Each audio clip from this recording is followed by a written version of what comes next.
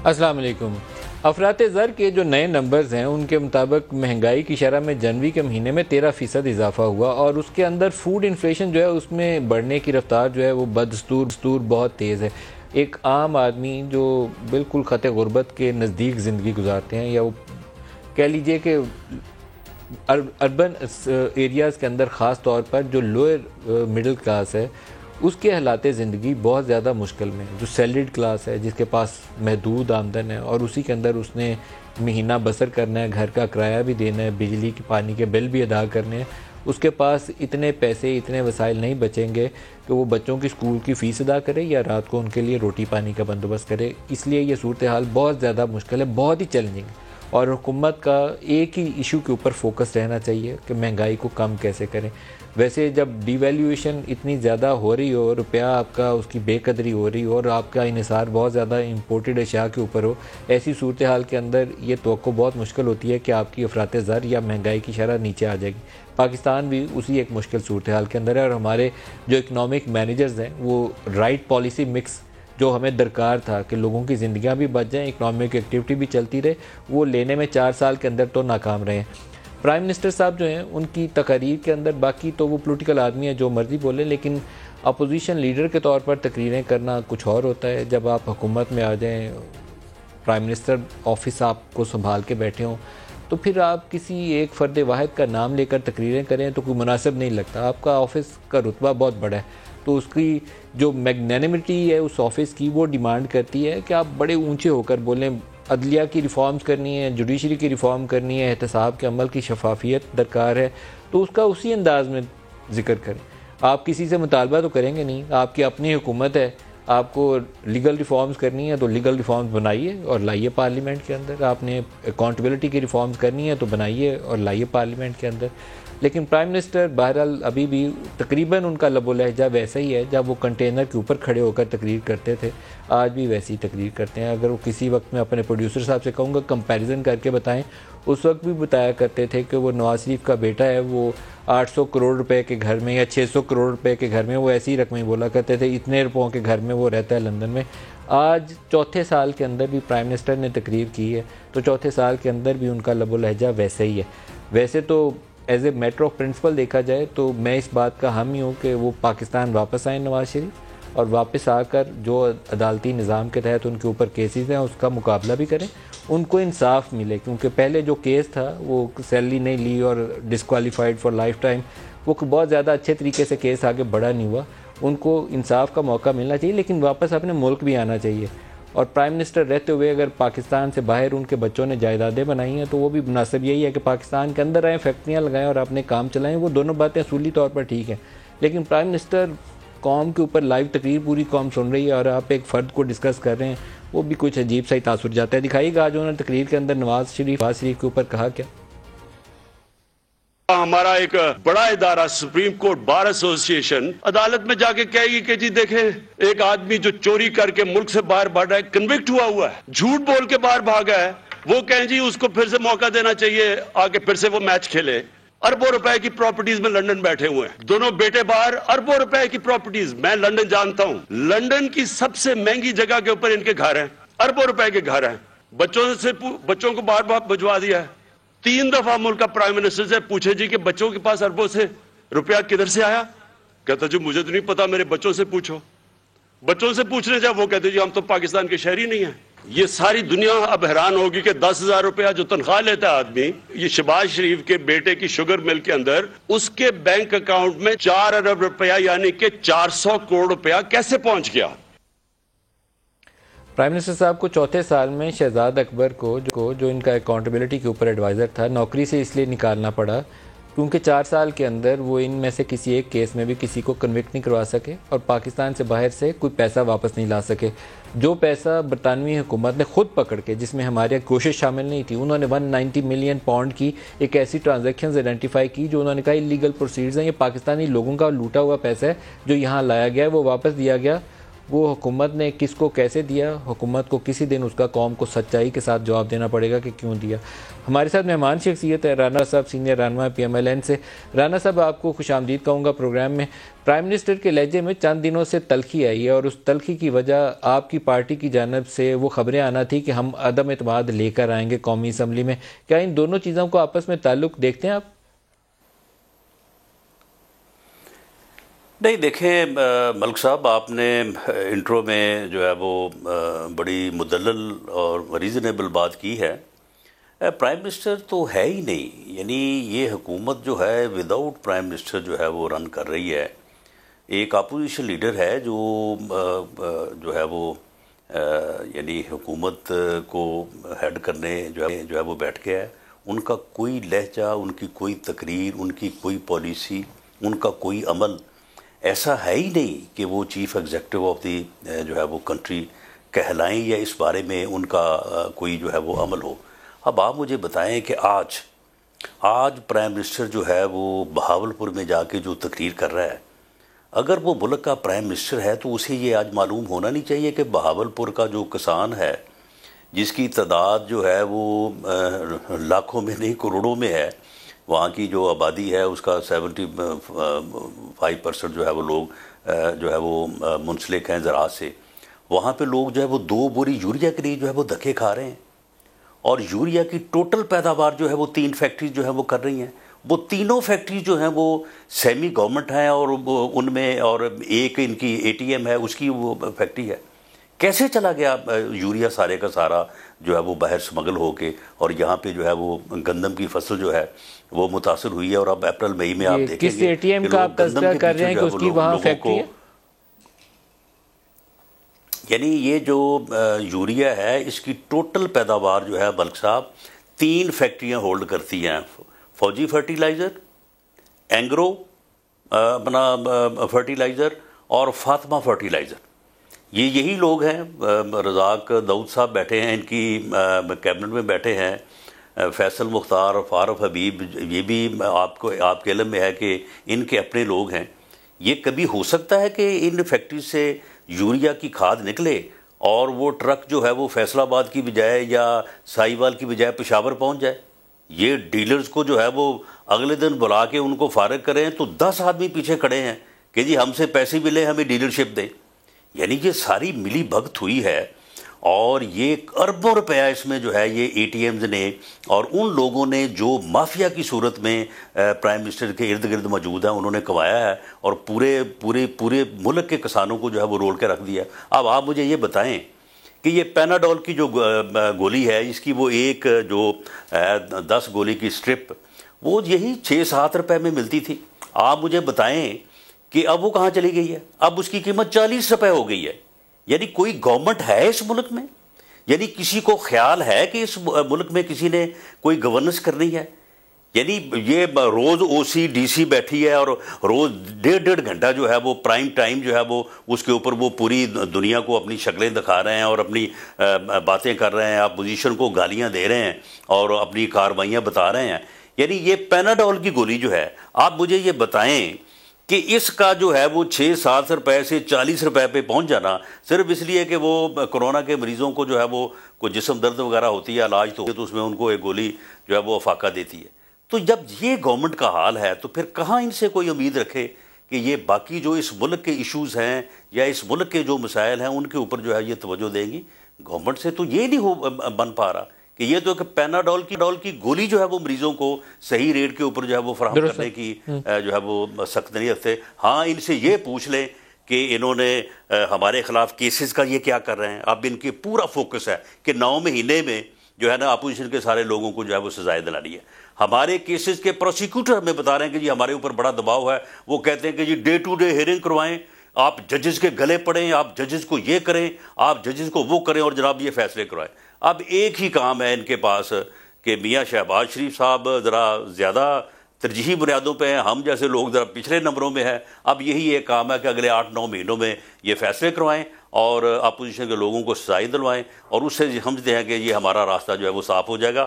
حالانکہ یہ تو سمجھ رہے ہیں نا کہ ان کا جو راستہ جو ہے یہ کٹ رہا ہے، نہیں، یہ راستہ جو ہے نا یہ کھو رہے ہیں، اور یہ اس منزل کی طرف جا رہے ہیں کہ اس کے بعد میرا خیال ہے کہ یہ ملک جو ہے یہ انارکی کے حوالے ہو جائے گا، اور حالات شاید ایسے ہو جائیں، نعوذ باللہ ہم نہیں چاہتے کہ نہ ہو ایسا، لیکن یہ ہے کہ یہ ملک کو بالکل انارکی اور افراتفری کی طرف جو ہے وہ دھکیل رہے ہیں۔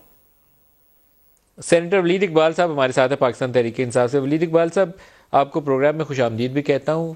2-3 نکات ہیں جس کی نشاندہی کی رانا ثناء اللہ نے۔ ایک تو انہوں نے کہا کہ یوریا والے زیادہ تر لوگ پی ٹی آئی کے ہیں اور ملک سے یوریا سمگل ہو رہی ہے، ان کو پتہ نہیں۔ پیناڈول انہوں نے کہا پتہ 7-8 روپے سے 40 روپے کا بک رہا ہے۔ پہلے تو اس پہ بتا دیں، پھر دوسرے ایشو پہ آتا ہوں۔ ہاں جی، وہ ایکچولی میں بھی اپنے ذہن میں سوچ رہا تھا جب یہ گفتگو چل رہی تھی کہ آج کا موضوع کیا ہے، کیونکہ اب مجھے لگ رہا تھا آج کا موضوع، آج جو یہ نام نہاد رپورٹ آئی ہے وہ، اور جو اس کے اثرات ہو سکتے ہیں وہ، اور جو اس کے معنی ہیں وہ ہیں، اس کے اوپر آؤں گا، اس کے اوپر آؤں گا، اس رپورٹ کے اوپر آؤں گا۔ جی چلیں، اس کا جواب دے دیں، اس کے اوپر بھی آپ کو ایک بات میں پورے وثوق سے کہہ سکتا ہوں یہ بات کہ رانا ثناء اللہ صاحب بالکل غلط بیانی سے کام لے رہے ہیں۔ یہ جو 3 انہوں نے اپنے منہ سے یہ نام لیے ہیں، فاطمہ فرٹیلائزر، فوجی فرٹیلائزر اور اینگرو فرٹیلائزر، انہوں نے کہا 3 یوریا کے پلانٹس ہیں۔ میں یہاں آپ کو عرض کر رہا ہوں، اور آپ جتنی دفعہ ریکارڈ کر کے جہاں جہاں نشر کر سکتے ہیں، ان تینوں کے مالکان کا پی ٹی آئی گورنمنٹ یا پی ٹی آئی کی کابینہ سے کوئی تعلق نہیں ہے، ایبسلیوٹلی نہ فاطمہ فرٹیلائزر والے۔ میں کیونکہ میرے قانون کی شعبے سے تعلق ہے اور میں کارپوریٹ لائر اتنے سال رہا ہوں پالیٹکس میں آنے سے پہلے بھی، میں ان میں سے ایک ایک کو جانتا ہوں کیونکہ میں نے ان کو کہیں نہ کہیں ایڈوائز کیا ہوا ہے کسی نہ کسی معاملے میں، اس لیے میں ڈائریکٹ نالج سے فاطمہ فرٹیلائزر کے کون کون ہیں مالک؟ شخص جو ہے، فاطمہ فرٹیلائزر کے کون کون ہیں مالک؟ کوئی شخص جو ہے، یہ فاطمہ گروپ ہے، یہ ملتان کے بزنس مین ہیں کوئی، اور یہ جنرل مشرف کے زمانے میں لوکل گورنمنٹ کے الیکشن میں جو تھے ان میں سے ایک بھائی وہ جو ہے وہاں کے ناظم بنے تھے۔ اس کے علاوہ یہ جو ایک کراچی میں ایک بہت بڑی، آپ کو نام ذہن میں ہے اس کی ملکیت میں کون کون لوگ ہیں، اس کے مین انویسٹرز میں کون کون لوگ ہیں فاطمہ کے؟ وہ جی عارف حبیب اینڈ کمپنی جو ہے وہ بہت بڑی اس میں حصے دار ہے فاطمہ کے تمام گروپ میں۔ اس وقت وہ ایک بینک کی فروخت ہو رہی ہے، سعودی امریکن بینک یہاں پاکستان میں سامبا، اس کے لیے بھی وہ امیدوار ہیں۔ یہ باتیں اخبارات میں شائع ہوتی ہیں۔ ویسے رانا ثناء اللہ نے نام انہی کا ہی لیا ہے، آپ نے شاید سنا نہیں ہے، پہلے ان کو رانا صاحب نے انہی کا ہی نام لیا ہے۔ میں نے کہا نا جی، وہ آئی تھنک ان کا نام فیصل اور فواد مختار ہیں، وہ یہ کابینہ کے لوگ ہیں، میں یہی عرض کر رہا ہوں۔ اچھا جی، اینگرو جو کمپنی ہے اس کے مالک جو ہیں وہ فیملی ہے ناٹ رزاق داؤد صاحب کی، حسین داؤد صاحب کی فیملی، حسین داؤد صاحب، ایک زمانے میں حسین داؤد صاحب کی فیملی، حسین داؤد صاحب کی فیملی اینگرو کے اونرز ہیں، اور وہ بھی بہت بڑا کنگلومریٹ ہے، اس میں بھی وہ وائڈلی ہیلڈ کمپنی ہے۔ کوئی ان لوگ ہماری کابینہ یا ہماری گورنمنٹ سے نہیں ہے، اور نہ ہی فوجی فرٹیلائزر کا۔ فوجی فرٹیلائزر تو آرمی ویلفیئر ٹرسٹ جو ہے اس کو اون کرتا ہے۔ تو یہ بات تو بالکل ایبسولوٹ مبالغہ آ رہی ہے، اور اسے کہتے ہیں نا جی fake news and false news جو ہے وہ یہاں پہ ہیں۔ وہ اگر سن رہے ہو تو ان کو چاہیے کہ حتیٰ کہ عزت کا اس پہ دعویٰ کریں۔ بہرحال یہ میں کلیئرلی عرض کرتا ہوں، پیناڈول کی گولی جو ہے وہ اویلیبل ہے یا نہیں ہے، وہ 7 روپے کی ہے، 40 روپے کی ہے، کم سے کم اس کے 20-25 نعم البدل ایگزیکٹلی وہی کمپوزیشن کے جو ہے مارکیٹ میں اویلیبل ہیں، اور وہ یہ اگر 40 روپے کی وہ مل رہی ہے، 7 روپے، 10 روپے، 15 روپے کی ہر ویریئنٹ جو ہے، لیکن 10 سے 40 کی وہ بک کیوں رہی ہے؟ یہ ولید صاحب کوئی نہ کوئی نعم البدل کی طرف تو بات کی بات ہے، لیکن 10 سے 40 کی بک کیوں رہی ہے یہ بتائیں؟ نعم البدل دیکھیں جی، نعم البدل میں آپ کو عرض کر دوں، کچھ میں انگریزی میں تھوڑا سا مجھے جانا پڑے گا۔ 10 سے 40 کی بک کیوں رہی ہے، اس کا جواب دیں گے؟ 10 کی بجائے 40 کی کیوں بک رہی ہے؟ مجھے نہیں جی، میرے علم میں ایکچولی اس کی ایم آر پی کو جو میکسیمم ریٹیل پرائس فکسڈ ہوتی ہے گورنمنٹ کی، میں اس کو اسٹڈی کر کے نہیں آیا کیونکہ آپ کے کوآرڈینیٹر نے مجھے موضوع تو کچھ اور دیا تھا۔ میں فارماسیوٹیکل انڈسٹری میں بھی انوالوڈ رہا ہوں، مجھے پتا ہے۔ دیکھیں انگریزی کا میں لفظ استعمال کروں گا، ایک ہوتا ہے کلوز سبسٹیچیوٹ، ایک ہوتا ہے ایگزیکٹ سبسٹیچیوٹ۔ اس کے ایگزیکٹ سبسٹیچیوٹ اویلیبل ہیں، تو وہ جتنے کی بھی مل رہی ہو اس کو نہ لیں، کوئی اور لے لیں، کیونکہ وہ ایگزیکٹلی وہی چیز ہے، وہ صرف اس کے اوپر غلاف دوسرا چڑھا ہوا ہے اور اس کے اوپر نام اور لیبل دوسرا لگا ہوا ہے۔ چیز جو ہے 20-25 اس کے اور جو ہے ایگزیکٹ وہی چیز کسی اور نام سے جو ہے مل رہی ہے۔ جس طرح زینٹیک ایک میڈیسن ہے، اس کی رینیڈین بھی مل رہی ہے، جس طرح ٹیگامیٹ ایک میڈیسن ہے، اس کی سیمیٹ نامی 3-4 ویریئنٹس ہیں، لوکل کمپنیز بھی بناتی ہے، ان کو می ٹو پروڈکٹس کہتے ہیں۔ تو یہ تو کوئی ایک ایسا بحران جو ہے وہ ہے ہی نہیں جس کو یہ بنایا جا رہا ہے، اور یہ کہنا کہ جی رستہ رانا صاحب سے اس کا دوبارہ جواب پوچھنے میں، رانا صاحب آپ اس کے جواب میں کچھ کہنا چاہیں گے؟ پھر آگے پولیٹیکل ایشو کی طرف چلتے ہیں، آپ کچھ کہنا چاہیں گے؟ جی میں اس کے جواب میں ولید اقبال صاحب، آپ کو پتہ ہی ہے کہ یہ نہ صرف اپنے ذاتی حوالے سے بلکہ اپنے فیملی کے حوالے سے بھی ہمارے لیے باعث احترام ہے۔ تو میں ان کو فیک نیوز یا غلط بیانی تو نہیں کہتا، لیکن میں کہتا ہوں کہ شاید ان کا بھول پن ہے کہ عارف حبیب صاحب ہیں، ان کو تو عمران خان صاحب جانتے ہی نہیں ہیں، انہیں پتہ ہی نہیں ہے کہ یہ کون آدمی ہے، کبھی ان سے ملا ہی نہیں ہے. اور یہ جو ملتان والے فیملی ہے اور جو داؤد فیملی ہے، وہ بھی ان کی آپس میں میرا خیال ہے کہ رزاق داؤد صاحب سے بہت زبردست کوئی مقدمے بازی ہو رہی ہے. تو اس لیے یہ بندے شاید ان کے جو ہے وہ واقفیت میں نہیں ہے. لیکن اگر ان 3 لوگوں کو، 3 مالکان کو سامنے بٹھا کے یہ کہا جاتا کہ اس ایشو کو جو ہے وہ ود ان نیکسٹ 10 دن میں اس کو ریزالو کریں، ملک صاحب یہ ہو سکتا تھا. یہ اے ٹی ایمز ہیں بیچ میں، لوگوں کو لاکھ بوری کے پرمٹ دیے گئے ہیں، لاکھ بوری کے، اور انہوں نے 1750 روپے میں بوری جو ہے وہ مل سے اٹھائی ہے ڈیلر کے تھرو، اور اس کے بعد وہ 4000 5000 کی بیچی ہے پشاور کے جو ہے وہ بارڈر کے اوپر، اور لاکھ بوری کے پرمٹ جو ہم ایک آدمی کو دیے گئے ہیں. اور اس طرح سے ڈیلرز نے اور ان فیکٹریز نے پیسہ کمایا ہے، اربوں روپیہ کسانوں کی جیب سے، غریب کسان کی جیبوں سے اربوں روپیہ انہوں نے نکالا ہے براہ راست. اور اس وقت بھی حالت یہ ہے کہ 1750 روپے کی 2 بوریاں نہیں اویلیبل، 4000 کے 2 ٹرک لے لیں آپ. آپ مجھے بتائیں کہ یہ بھی اگر گورنمنٹ کا فیلئر نہیں ہے، اس کا بھی ذمہ دار اگر پرائم منسٹر نہیں ہے، تو پھر آپ بتا دیں کہ پھر پرائم منسٹر نے یا حکومت نے ملک میں کیا کرنا ہوتا ہے، اور باقی سارے معاملہ جو ہے وہ کس کی ذمہ داری ہوتی ہے. اچھا، میں کوشش کرتا ہوں عارف حبیب صاحب اگر ہمارے ان سے رابطہ ہو جاتا ہے، ان سے ورژن لے لیتے ہیں. لیکن جو دوسرا ایشو ہے ولید صاحب، پرائم منسٹر نے آج کافی فوکس رکھا تقریر کے اندر نواز شریف کے اوپر اور شہباز شریف کے اوپر.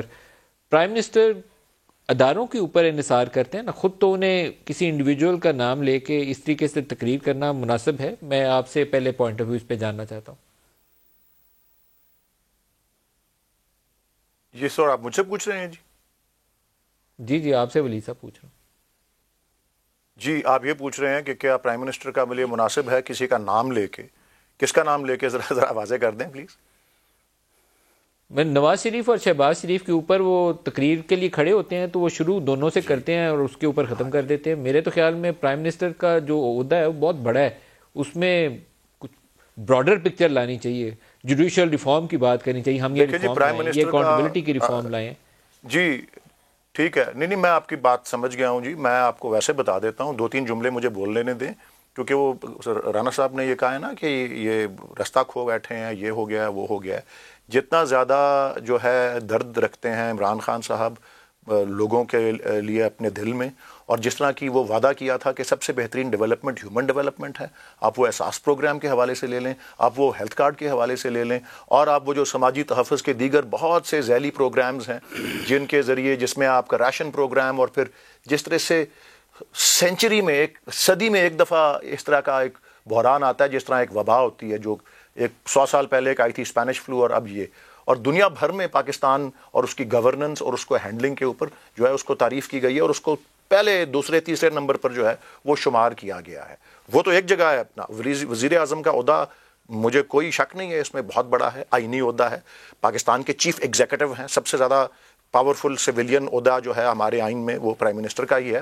صدر کا تو ایک سیریمونیل عہدہ ہے، اور وہ تو وفاق کی سالمیت کے علامت ہوتے ہیں. میں عرض یہ کر دوں کہ وہ پہنچے کہاں تک، کس طرح سے ہیں اس عہدے تک، اور وہ 22-23 سال کی اسٹرگل کے بعد جب وہ منتخب ہوئے اور ان کی جماعت دوسری کولیشن پارٹنرز کے ساتھ اکثریت میں جب آئی، وہ کس چیز کے اوپر آئی تھی؟ وہ اسی ایک جسے کہتے ہیں نا کہ جی ان کو جو لوگ مقام کے مجرم ہیں، جنہوں نے منی لانڈرنگ کی، جنہوں نے پیسے باہر منتقل کیے، جنہوں نے جائیدادیں باہر میں بنائیں، باہر کے ملکوں میں بنائیں، جس کا جواب تک نہیں دیا جاتا، جس کے لیے کبھی قطری خط آتا ہے، کسی لیے کبھی کیلیبری فونٹ آڑے آ جاتا ہے، کبھی 20,000 روپے کے مقصود چپڑاسی کے تنخواہ جو ہے وہ لیتا ہے، جس کا ذکر کیا ہے انہوں نے، اس کے اندر سے 4 ارب روپے جو ہے 4,000 کروڑ روپے اس میں سے جو ہے پاس تھرو کرتے ہیں اور اس میں لانڈر ہوتے ہیں. تو جب اس طرح کی چیزیں آپ کے منہ کے آگے ہوئی ہیں اور آپ ملک کے چیف ایگزیکٹو ہیں، آپ کس طرح اس کو نظر انداز کر سکتے ہیں؟ اور کیوں نہ کریں جس کے اوپر ووٹ لے کے آئے ہیں وہ، کہ ستون پاکستان تحریک انصاف کے نظریے کا کہ جی ہم نے اس قسم کی بدعنوانی، بےایمانی، لوٹ مار سے آزاد کرنا ہے اپنے ملک کو، اور یہ کہ طاقتور اور کمزور کو قانون کی نگاہوں میں برابر کر کے دکھانا ہے، تو پھر کیوں نہ کریں وہ یہ بات؟ اور وہ تو سمجھتے ہیں وہ یہ رانا صاحب بتائیے، ٹھیک ہے وہ ہو گیا، آپ کے لب و لہجے میں ان میں کوئی فرق نہیں ہے، ہوگا نظریہ کے لیے صرف یہی کام ہے کہ تقریر کرنے کے لیے اور بتائیں کہ مخلوق چپراسی کا کون سا پیدا ہے، مخلوق چپراسی کو سزا دے کہ باہر شریف کو سزا دے عدالت. اگر اس کو ملک صاحب اگر اس گفتگو کو چھوڑ دیا تو ہماری رانا صاحب نے جواب اگر اس گفتگو کو چھوڑ دیا تو ہم ووٹروں کے آگے تباہ و برباد ہو جائیں گے، اپنے ووٹروں کے آگے. یہ کوئی بات نہیں، آپ ووٹروں کے آگے تباہ و برباد ہو چکے ہیں، آپ کو یہ معلوم ہوگا جب آپ ووٹرز کے پاس جائیں گے. ملک صاحب یہ ٹولہ جو ہے اس کی سمجھ میں نہیں بات آنی، یہ ان کا وقت جو ہے وہ اب گزر چکا ہے. وہ بھئی چوروں کی بات کرتے ہو، منی لانڈرنگ، وہ تو سارے تمہارے آس پاس بیٹھے ہیں. یہ چینی چور، یہ آٹا چور، یہ کھاد کے چور، یہ پیناڈول گولی کے چور، یہ میڈیسنز کے چور، یہ چور سارے ان مافیاز نے جو ہے، یہ کنسٹرکشن مافیا جو ہے، یہ سارا تو اب آپ کو گھیر کے بیٹھا ہے. یعنی وہ کون سا مافیا ہے جس مافیا نے پچھلے 3.5 سال 4 سال میں جو ہے وہ اپنے آپ کو 10 گنا نہیں کیا؟ ان کی تو چاندی لگی ہوئی ہے. لیکن یہ ان لوگوں کی سمجھ میں نہیں آئے گا. یہ جب آئیں گے اب عوام کے پاس تو پھر ان کو جو ہے وہ ہر چیز معلوم ہوگی کہ انہوں نے کیا ظلم کیا ہے اس ملک اور قوم کے ساتھ. تو رانا صاحب لیکن ایک بات جو پرائم منسٹر کہتے ہیں کہ وہ پاکستان آئے اور مقدمات کا سامنا کریں، وہ تو مناسب بات ہے. نواز شریف آئے مقدمات کا سامنا کریں، ان کو انصاف ملنا چاہیے، ٹرانسپیرنٹ ملنا چاہیے، لیکن آ کے عدالت کے سامنے جانا چاہیے. ملک صاحب ہمارا یہ موقف اپنی جگہ پہ اسے سائڈ پہ رکھ دیں کہ ہمارے ساتھ ناانصافی ہوئی، ہمارے ساتھ ایک سازش ہوئی، مقدمات بنائے گئے، کس طرح سے بنے، کس طرح سے، ان ساری چیزوں کو سائڈ پہ رکھ دیں. وہ مقدمات کا سامنا کرنے آئے تھے، وہ آ کے بیٹی کو ساتھ لے کے جیل میں گئے تھے، اس کے بعد وہ باقاعدہ جیل میں تھے، جیل سے ان کو لایا گیا نیب کے آفس میں. کیوں لایا گیا؟ ایک آدمی جو ہے وہ جیل میں بیٹھا ہے، وہاں جیل میں اسے جا کے جو ہے وہ اس سے انویسٹیگیشن ہو رہی ہے، اسے نیب کے آفس میں لانے کی کیا ضرورت تھی؟ نیب کے آفس میں لایا گیا، وہاں انہیں مسئلہ بنا تو کوئی نیب آفس سے یا جیل سے یا قید سے حوالہ سے خود تو کوئی دوڑ کے جا نہیں جاتا ہاسپٹل، یہ خود لے کے آئے اسے سول ہاسپٹل میں. سول ہاسپٹل میں پھر دوبارہ بلٹن چلنے شروع ہو گئے. وزیر صحت دوپہر کو، شام کو، رات کو باقاعدہ قوم کو آگاہ کرتی تھی کہ جناب یہ پلیٹلیٹس کی تعداد ہے، یہ رپورٹس آ گئی ہیں. ڈاکٹر شمسی صاحب مرحوم وہ بہت بڑے ڈاکٹر ہیں، ان کو لایا گیا ہے، یہ رپورٹس ہیں، یہ رپورٹ اتھینٹکس ہیں. ہم میاں صاحب سے ریکویسٹ کر رہے ہیں کہ میاں صاحب آپ باہر چلے جائیں، اب وہ جا نہیں رہے. ہم ان کو ریکویسٹ کر رہے ہیں کہ آپ کا علاج ادھر نہیں ہے. پھر میاں شہباز شریف صاحب کو بیچ میں ڈالا گیا. پھر اس کے بعد کیبنٹ کا اجلاس بلایا گیا، کیبنٹ کے اجلاس میں ان کو جو ہے وہ اجازت دی گئی. اس کے بعد وہ باہر چلے گئے ہیں. اب وہ ہیں وہاں پہ ان باہر بھیجنے کی درخواست نواز شریف کی طرف سے کی گئی، یا آپ کہہ رہے ہیں کہ ڈاکٹر یاسمین راشد نے کہا؟ یہ آپ دوبارہ دہرا کے بتائیں. حکومت نے کہا کہ آپ باہر چلے جائیں، یہاں علاج نہیں ہے، نواز شریف نے درخواست کی؟ دیکھیں معاملہ یہ ہے ندیم ملک صاحب کہ ایک آدمی جو قید ہو، بلکہ ایک آدمی جو ملک میں ہو، وہ حکومت کی اجازت کے بغیر باہر جا ہی نہیں سکتا. میں اس وقت آپ کے سامنے بالکل ٹھیک ٹھاک بیٹھا ہوں، میری پوری فیملی اسی ایل کے اوپر ہے، میں نہیں جا سکتا، میں چاہوں بھی تو نہیں جا سکتا.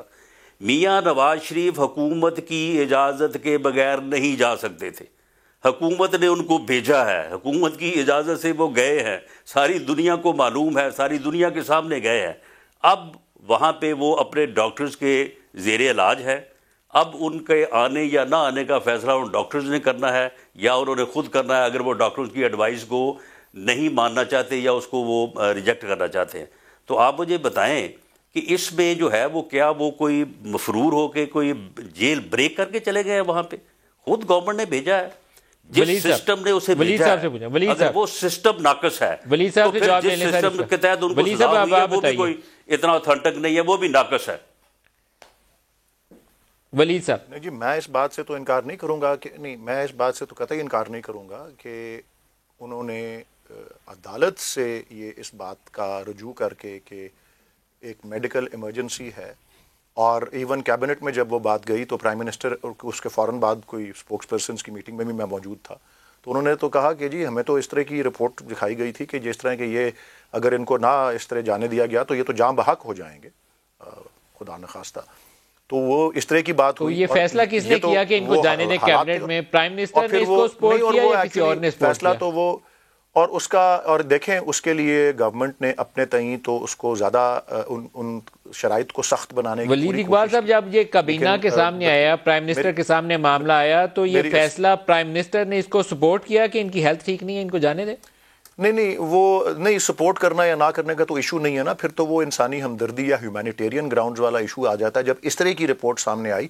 لیکن یہ اصل میں معاملہ عدالت کے سامنے درخواست دے کے نہیں، لیکن پھر پرائم منسٹر نے کہا کہ آپ نے کابینہ کا حوالہ دیا ہے، تھوڑا سا لوگوں کو بتائیے کہ جب کیبنٹ کے سامنے میڈیکل رپورٹس آئیں تو کیبنٹ میں پرائم منسٹر نے پھر کیا بولا؟ انہوں نے کہا کہ وہ میڈیکل رپورٹس تو یہ کہہ رہی ہیں، ان سے تو یہ لگتا ہے کہ ان کو نہ جانے دیا گیا تو یہ جاں بحق ہو جائیں گے. یہی اس میں ان کے بالفاظ دیگر انہوں نے یہی کہا تھا. میں جو عرض کرنا چاہ رہا ہوں، گورنمنٹ نے اس پہ جتنی سخت اس لیے انہوں نے کہا کہ جانے دیں کہ ان کی ہیلتھ اچھی نہیں ہے، کہ اگر نہ جانے دیا تو ان کی جان کو خطرہ ہو سکتا ہے. بدقسمتی سے پہلے تو میں ایک بات عرض کرتا ہوں جی، نہیں وہ اصل میں کہتے ہیں نا وہ جن کی جان طوطے میں ہوتی والی بات نا، گورنمنٹ نے تو کوشش یہی کی تھی کہ ان کی جان جتنی زیادہ ان کے وہ کہتے ہیں نا تیرے امیر مال مست، کہ جتنی زیادہ ان کو مال و دولت کے اندر ان کی جان پائی جاتی، اس میں شرائط سخت رکھنے کی کوشش کی گئی. لیکن عدالت نے 15 یا 20 روپے یا 50 روپے کے اسٹیمپ پیپر کی انڈرٹیکنگ کے اوپر ان کو جانے دیا. بہرحال چلیں وہ تو ہو گیا. لیکن اب آپ دیکھیں کہ وہ جہاز پہ چڑھتے ہیں کس طرح میں ایک دم مستعدی سے چڑھ جاتے ہیں. یہ تو نہیں کوئی شخص جو بستر مرگ پہ ہے وہ اس طرح سے جا رہا ہے. اس کے بعد او بھائی اگر اتنی ایمرجنسی تھی وہ نومبر 2019 میں، میری عرض سن لیں، میری عرض تو سن لیں، وہ چکما دیا نا، تھوڑا سا ایک روشنی ڈال دیں، سوال بھی سنتے جائیں لوگوں کو سمجھنے میں آسانی ہو جائے گی. جو میڈیکل رپورٹس تھیں جی وہ کس نے بنائی تھی؟ ڈاکٹر یاسمین راشد نے، گورنمنٹ کے ہاسپٹل نے، ڈاکٹر شمسی نے، کیسے بنی تھی وہ؟ دیکھیں جی مجھے یہی پتا ہے کہ ایک تو فرسٹ آف آل میں آپ کو یہ کہنا چاہتا ہوں، میں جو بات کر رہا ہوں میں ایک میڈیکل ایکسپرٹ نہیں ہوں، اس لیے میں ایک آبزرور کے طور پہ کچھ باتیں اور وہ بڑی اہم باتیں کرنا چاہتا ہوں. میڈیکل رپورٹس کا جائزہ ضرور ان لوگوں نے لیا، ان لوگوں نے بنائی نہیں جن کے آپ نام لے رہے ہیں، ڈاکٹر یاسمین راشد یا یہ یا وہ جس طرح بھی ہیں. میں صرف یہ عرض کر رہا ہوں کہ جب وہ جہاز پہ سوار ہوتے ہیں لاہور کے ایئرپورٹ پہ، جب میں اس پہ ریوائنڈ کر کے واپس آؤں گا، لیکن میں تھوڑا سا فاسٹ فارورڈ اس لیے کرنا چاہتا ہوں کہ ان رپورٹس کے اوپر سوالیہ نشان اس لیے آتا ہے. پہلی بات کہ جس طرح سے وہ جہاز پہ سوار ہو کے جاتے ہیں اس سے، دوسرا یہ کہ وہ نومبر 2019 میں وہاں پہنچتے ہیں. بار بار کووڈ کا نام لے کے، اس رپورٹ میں بھی جو آج آئی ہے نام نہاد، اس میں بھی کووڈ کا سہارا لیا جاتا ہے. اور لندن میں لاک ڈاؤن مارچ 2020 کو آیا تھا. نومبر سے لے کے مارچ تک یہ 3.5-4 مہینے ایسی کیا ایمرجنسی تھی؟ کوئی ایک انٹرونشن، کوئی ایک میڈیکل ان کی وہ ہوئی ہو، کوئی پروسیجر ان پہ پرفارم ہوا ہو، کوئی سرجری پرفارم ہوئی ہو، کچھ بھی تو ہوا نہیں. تو اس سے تو واضح ہو گیا کہ جو بھی تھا وہ فراڈ تھا، وہ دھوکہ تھا. کس نے بھی تیار کیا ہو؟ میں نان ایکسپرٹ اور یہاں اپنا علاج بھی کروائیں. میں اس کے اوپر آپ سے ڈس ایگری نہیں کر رہا. میرا سوال یہ ہے کہ میڈیکل رپورٹس کس نے تیار کی تھی جس کو دیکھ کے پرائم منسٹر؟ میں نان ایکسپرٹ کے طور پہ یہ آبزرو کر رہا ہوں کہ جی ان کو کوئی مجھے دیکھیں میرے پاس یہ میں نے وہ میڈیکل رپورٹس نہ تو دیکھی ہیں نہ مجھے پتا ہے اس پہ نام کس کا لکھا ہے. میں تو یہ بتا رہا ہوں کہ ان کے بعد والے سبسیکوینٹ ایونٹس سے، ان کے بعد کی جو ساری سرگرمی ہے اس سے نظر آتا ہے کہ وہ درست نہیں تھی. چیزوں کو مکس اپ نہ کریں. رانا ثناءاللہ صاحب سے پوچھ لیتے ہیں. رانا ثناءاللہ صاحب وہ رپورٹ اور اب سارے یہی کہہ رہے ہیں جس کو دیکھ کے پرائم منسٹر کو یہ لگا کہ وہ اگر اجازت نہ دی تو وہ جاں بحق ہو جائیں گے، یہ انہوں نے جملہ استعمال کیا. وہ رپورٹس کس نے تیار کی تھی؟ دیکھیں جو ملک صاحب ڈاکٹرز جو اوپینین دیتے ہیں وہ کسی کو اس طرح سے تو نہیں لکھتے کہ یہ جہاں بحق ہو جائے گا، لیکن وہ یہ ضرور لکھتے ہیں کہ یہ رپورٹس جو ہیں ان کی بنیاد کے اوپر ان کی صحت کی کنڈیشن ایسی ہے کہ انہیں اگر پراپر ٹریٹمنٹ جو ہے وہ نہیں ملے تو ان کی صحت کو جو ہے وہ خطرہ ہو سکتا ہے. دیکھیں یہ ساری رپورٹس جو ہیں یہ زیر نگرانی وزیر صحت پنجاب یاسمین راشد صاحبہ جو ہے وہ ہوئی ہیں. وہ بڑی آنریبل لیڈی ہیں. انہوں نے اس وقت بھی اور بعد میں بھی انہوں نے کہا کہ یہ غلط ہے کہ یہ رپورٹس جو ہیں یہ غلط تیار کی گئی تھی. اس کے بعد ان رپورٹس کے اوپر ڈاکٹر شمسی جیسے یعنی بایا ناز ڈاکٹرز جن کو یعنی جن سے یہ توقع نہیں کی جا سکتی کہ وہ کسی رپورٹ کے اوپر جو ہے وہ اپنی غلط اوپینین دیں گے، انہوں نے باقاعدہ اپنی رائے دی. پھر اس کے بعد جو ان کے اپنے ڈاکٹر ہیں غالباً فیصل سلطان صاحب ہی تھے کہ جن کو باقاعدہ وزیر اعظم نے بھیجا کہ آپ جائیں جا کے سارا چیک کریں اور چیک کرنے کے بعد جو ہے ان رپورٹس کے متعلق مجھے اوپینین دیں. انہوں نے بھی جا کے کہا کہ یہ ساری رپورٹس درست ہیں اور ڈاکٹرز کی رائے جو ہے وہ درست ہے کہ انہیں بیرون ملک جو ہے وہ علاج کے لیے بھیجا جانا چاہیے. اچھا اب اس کے بعد میں آپ کو یہ بتاؤں کہ یہ میں اس کا یعنی عینی شاہد ہوں یا میں اویئر ہوں اس بات سے کہ ود ان فیملی اور میاں نواز شریف اس وقت بھی باہر نہیں جانا چاہتے تھے، جبکہ ان کی فیملی خاص طور پہ ان کی والدہ اور میاں شہباز شریف صاحب جو وہ بضد تھے، وہ ان کا یہ کہنا تھا کہ آپ اپنی صحت کا خیال کریں، یہ باقی ساری چیزیں ہوتی رہیں گی تو آپ چلے جائیں. اس کے بعد انہوں نے جب اجازت دی تو انہوں نے ساتھ ایک پکھ لگا دی کہ جی ایک اسٹامپ کے اوپر لکھ دیں کہ آپ کو جو جرمانہ ہوا ہے عدالت سے وہ اگر آپ نہیں آئیں گے تو پھر وہ ادا کریں گے. میاں نواز شریف نے انکار کیا، اس نے کہا کہ جی نہیں، میں بالکل ایک لفظ جو ہے وہ لکھ کے دینے کو تیار نہیں ہوں. اس کے بعد پھر وہ معاملہ گیا عدالت میں میاں شہباز شریف صاحب نے پٹیشن کی کہ یہ انہوں نے جو پکھ ساتھ لگائی ہے اس کا قانونی طور پہ کوئی جواز نہیں ہے. وہاں پہ ان کے وکلاء پیش ہوئے حکومت کے، انہوں نے خود وہاں پہ کنسنٹ دی، انہوں نے کہا ٹھیک ہے جی آپ اس کو ہٹا دیں اور جو ہے وہ ان کو آپ باہر جانے دیں. اب اس کے بعد یہ کہتے ہیں کہ جی میاں صاحب مفرور ہو گئے ہیں، میاں صاحب جو ہے وہ جیل بریک کر کے چلے گئے ہیں. اب وہ چلے گئے، جن ڈاکٹرز کے پاس ہیں وہ ڈاکٹرز جیسے ان کو ایڈوائز کریں گے اس کے مطابق انشاءاللہ تعالیٰ وہ بیہیو کریں گے، جیسے ان کو اجازت ملے گی واپس. ولید اقبال صاحب ایک تاثر سامنے آتا ہے کہ یہ جو ریسنٹ ڈیز کے اندر نو کانفیڈنس کے اوپر بہت بحث مباحثہ ہے اور انڈیکیشنز ہیں کہ شاید پرائم منسٹر کے خلاف نون لیگ تیاری پکڑ رہی ہے عدم اعتماد لانے کی. اس وجہ سے یہ کچھ آپ کی جماعت کے اندر کھلبلی ہے. شہزاد اکبر کی چھٹی بھی اسی سلسلے میں ہوئی، پرائم منسٹر کا دوبارہ زور دے کے تقریریں کرنا شہباز شریف کے اوپر، وہ بھی دوبارہ لگتا ہے کہ ایک فوکس کر کے وہ اس ایشو کو دوبارہ لے رہے ہیں. کچھ ہے معاملہ عدم اعتماد کا، کچھ آپ پریشر میں ہیں، دباؤ میں ہیں اس مسئلے پہ؟ عدم اعتماد کا کوئی معاملے کا میں آپ کو اپنی جو میں براہ راست جانتا ہوں اور جو میں نے اپنی آنکھوں سے اب دیکھ لیا پچھلے 8-10 دنوں میں، جس سے پتہ لگتا ہے مجھے تو اس کا قطعی طور پہ کوئی اندیشہ نہیں ہے. اور اسی طرح سے میں یہ واضح ہے میرے پر کہ ہماری پارٹی میں، ہماری گورنمنٹ میں، کیبنٹ میں، پرائم منسٹر کے ہاں یہ بالکل نان ایشو ہے، جس کو آئی تھنک وزیر اطلاعات کو چائے کی پیالی میں طوفان بھی کہہ چکے ہیں. اور آپ کے سامنے ایک انگریزی کا لفظ ہوتا ہے نا ایمپیریکل ایویڈنس، یہ آپ کے سامنے جیتی جاگتی دلیلیں ہیں اس کی کہ کس طرح سے یہ جس ایوان کے اندر 57 ممبر ان کے ہیں، جس ایوان کا میں رکن ہوں، 57 ممبر اپوزیشن کے ہیں اور 43 ممبر جو ہیں وہ گورنمنٹ کے ہیں، وہاں ایک اور یہ اتنی بڑکے مارے تھے کہ ہم بل روکیں گے، کیسے جانے دیں گے، جانے نہیں دیں گے، روکیں گے. وہاں کیا ہوا آپ کے سامنے، وہ آپ کے سامنے ہے.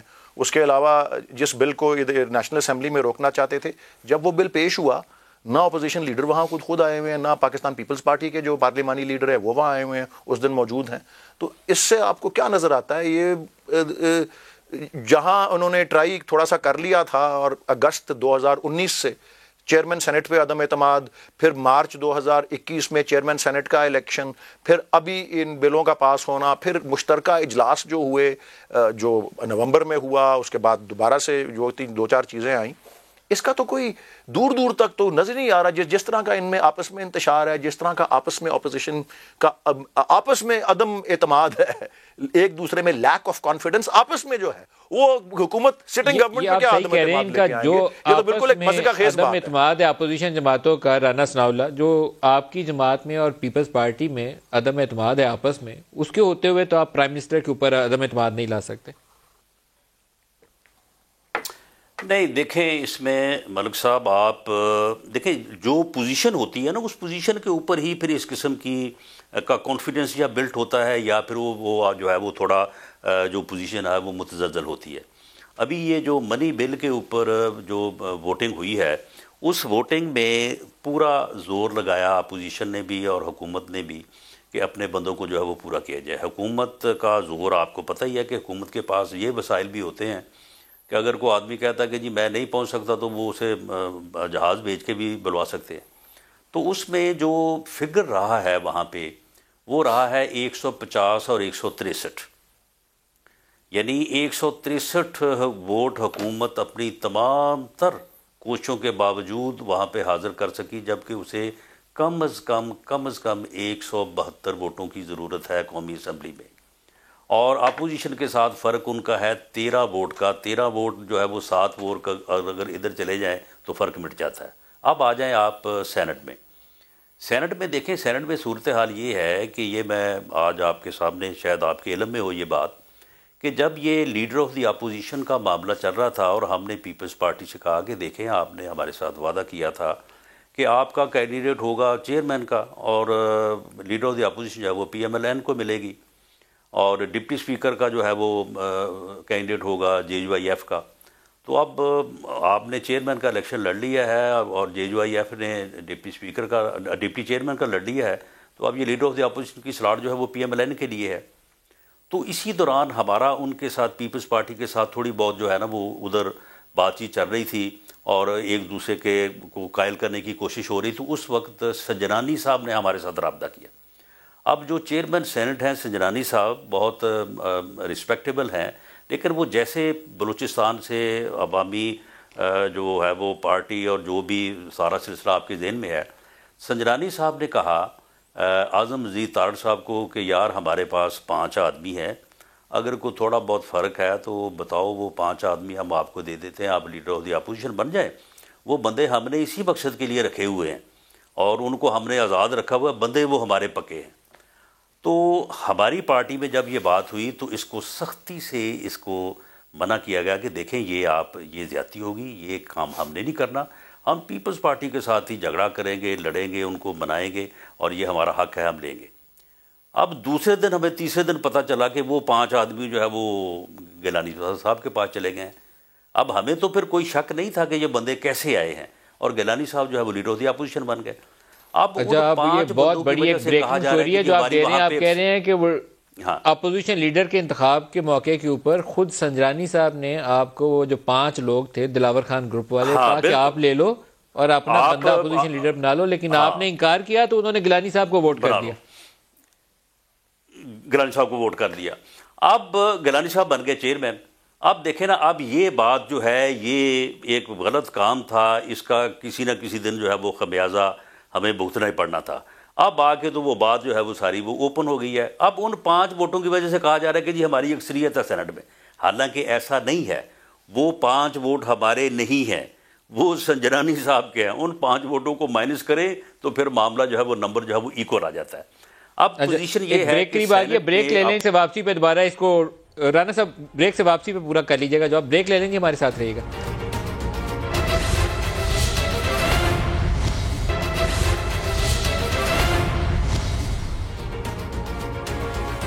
Welcome back. رانا ثناءاللہ کہہ رہے ہیں کہ سینٹ انتخابات کے موقع پر سنجرانی صاحب نے PMLN سے رابطہ کیا اور کہا کہ 5 ووٹ وہ جو گروپ ہے پورا وہ ہم آپ کو دیتے ہیں, دلاور خان والا, اور آپ اپنا لیڈر آف دی اپوزیشن بنا لیں. ہم نے انکار کیا, لیکن یوسف زرا گیلانی انہی کے 5 ووٹوں سے بن گئے. آج شاہ محمود قریشی نے کہا کیا, سنیے ذرا, وہ بھی ایسا لگا رہے ہیں, دکھائیے گا. انہوں نے کہا تھا میں لیڈر آف دی اپوزیشن نہیں بننا چاہتا, جھوٹ بولا تھا. یہ رہیں گے, یہ استعفیٰ واپس لیں گے, یہ استعفیٰ واپس لیں گے, یہ اسی کرسی کو چپکے رہیں گے. یہ ڈرامہ تھا. ہاتھی کے دانت دکھانے کے اور ہیں, چبانے کے اور ہیں. The leader of the opposition is a compromised leader. He is a compromised leader. Don't rely on him. بولی لگاتے رہے ہیں, یہ ووٹوں کو خریدنے کی کوشش کرتے رہے ہیں. رضا ربانی جیسا منجھا ہوا پارلیمنٹرین دکھائی نہیں دیتا آپ کو. اپنی صفوں میں شہری رحمان صاحبہ جیسی منجھی ہوئی سیاستدان دکھائی نہیں دے رہی. ایک کمپرومائز, ایک لیڈر آف دی اپوزیشن. آپ ولید اقبال صاحب بہتر بتا سکتے ہیں کیونکہ یہ معاملہ تو ایسے ہی ہے, ووٹ تو انہیں ڈال کے ہی لیڈر آف دی اپوزیشن بنایا گیا. اس میں ملک صاحب اگر بات اپنی مکمل کر نے بھی آفر کیا تھا. جی آپ پہلے ان سے جواب لے لیں, پھر رانا صاحب دوبارہ آپ کی طرف آ جاتا ہوں ولید صاحب سے. دیکھیں جی, میں مفروضے پہ بات کرتا ہوں کہ ان 5 کو مائنس بھی کر دیں اگر, تو گنتی کیا بنتی ہے 48 to 52, یعنی 48 government and 52 opposition in the Senate. وہ بھی ایک واضح جو ہے برتری اور اکثریت ہے, اور اس میں سے ایک مائنس کر دیں کیونکہ اسحاق ڈار صاحب بھی, اب میں مفرور کا لفظ استعمال کروں گا تو رانا صاحب مائنڈ کریں گے, بہرحال وہ بھی مفرور ہیں اور وہ نہیں آتے, تو 51 ایک طرف اور 48 ایک طرف, یہ سیدھی گنتی ہے. اگر ان 5 کو اس طرف مفروضے پہ میں کہہ رہا ہوں لے آئیں, جدھر سیدھی گنتی میں بھی اور ان کے اس پہ اسمپشن کو بیچ میں بھی ڈال کے, بھلے وہ صحیح ہو یا غلط ہو, تب بھی جہاں پہ واضح برتری اور اکثریت اپوزیشن کو حاصل ہے, وہاں پر بھی جب یہ پل آف نہیں کر سکتے کچھ, تو جس ایوان میں ابھی نظر آیا ہے کہ 16 یا 12 یا 13 ووٹوں کا فرق تھا ابھی منی بل کے اوپر بھی اور اسٹیٹ بینک والے بل کے اوپر بھی، وہاں وہ کیا وہ کہتے ہیں کیا پدی، وہاں عدم اعتماد کہاں سے لے کر آئیں گے رانا صاحب؟ بات میں وزن تو ہے، وہاں آپ کے مشاہد حسین نہیں آئے، وہاں آپ کے 8-9 اور سینیٹرز نہیں آئے، JUIF کے وہ نہیں آئے، طلعت محمود صاحب، تو وہاں عدم اعتماد کیسے آ جائے گی قومی اسمبلی میں؟ سر رانا صاحب جی دیکھیں معاملہ یہ ہے کہ بات میں وزن بھی ہے، لیکن بعد میں بنیادی پیدائشی کمزوری بھی ہے۔ جب آپ کا فرق ایک جگہ پہ 2 ووٹ ہم اکثریت میں ہوں گے اور دوسری جگہ پہ آپ کا فرق جو ہے وہ 5-7 ووٹوں کا ہوگا، تو پھر یہ کسی وقت کچھ بھی ہو سکتا ہے۔ تو پھر ایسی حکومت جو ہے اس کی پوزیشن ڈاماڈول ہی رہتی ہے۔ ایسی حکومت کیا کی پوزیشن یہی رہتی ہے کہ جی اب نہ کچھ ہو جائے، صبح نہ ہو جائے، شام نہ ہو جائے۔ جی بالکل، ہم پوری طرح سے اس جستجو میں ہیں، اس کے اوپر ہم کام کر رہے ہیں، اور جیسے ہی ہمیں نمبر حاصل ہوگا تو اس وقت جو ہے وہ باقاعدہ جو ہے وہ اس کو لایا جائے گا۔ باقی اب دیکھیں گفتگو ہوتی ہے، کچھ بندے کہہ دیتے ہیں کہ جی ہمارے پاس نمبر پورے ہو گئے ہیں، جی ہم نے یہ کر دیا وہ کر دیا، لیکن میں یہ آپ کو کہہ دوں کہ جس دن PMLN بطور PMLN یا PDM کے پلیٹ فارم سے یا متحدہ اپوزیشن کے پلیٹ فارم سے یہ اناؤنس ہوگا، اس دن جو ہے وہ بالکل عدم اعتماد آئے گا، نمبر پورا ہو سکتا ہے، کیونکہ فرق ہی بہت تھوڑا ہے نا، جیسے میں نے پہلے عرض کیا ہے، یہ کوئی ایسا فرق نہیں ہے کہ یہ اس کے لیے آپ کو کاف لیگ اور MQM ان کی مدد درکار ہے۔ آپ کو قومی اسمبلی میں 172 ووٹ پورے کرنے کے لیے آپ کو ان کی مدد درکار ہے۔ کاف لیگ ابھی تو آپ کے ساتھ نہیں ہے آج کی تاریخ میں، تو مجھے پتہ نہیں ہے کیا آپ بات کر رہے ہیں کاف لیگ سے؟